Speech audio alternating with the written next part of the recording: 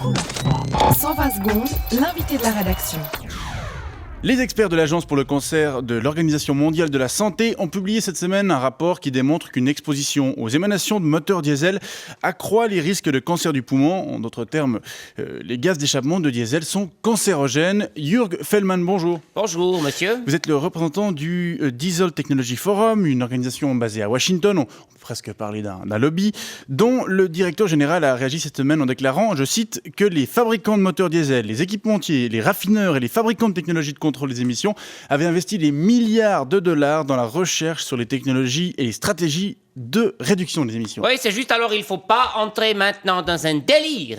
Le diesel est pas si mauvais. Nous faisons tout ça, qu'est-ce qu'on peut, tout ça, qu'est-ce qu'il faut. Oui, alors justement, votre branche a en effet beaucoup investi, Oui. mais apparemment ça ne suffit pas. Les gaz d'échappement de diesel sont cancérogènes. Le diesel permet de diminuer notre consommation de hydrocarbures, puisque un moteur diesel consomme moins qu'un moteur à l'essence, monsieur. C'est juste, mais les gaz d'échappement qu'il produit sont cancérogènes. Le moteur diesel consomme moins et en plus, à consommation égale, il produit beaucoup moins de CO2. Il réchauffe moins le climat. Oui, c'est vrai aussi, les gaz d'échappement d'un moteur diesel contiennent moins de gaz à effet de serre, mais ils sont cancérogènes.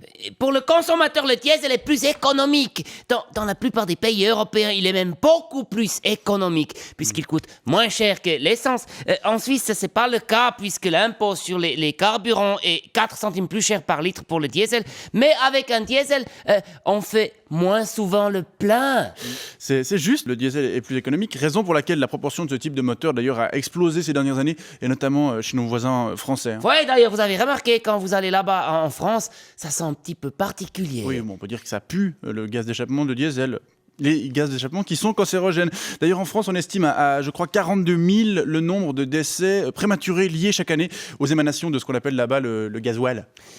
Et puis conduire un véhicule diesel, c'est plus fun. Il y a plus de couples à bas régime. Oui, Comme ça. Ça, c'est vrai. Je pourrais même témoigner à ce propos. Mais ces gaz d'échappement sont cancérogènes. Et de toute façon, monsieur, on doit consommer du diesel, voyez-vous.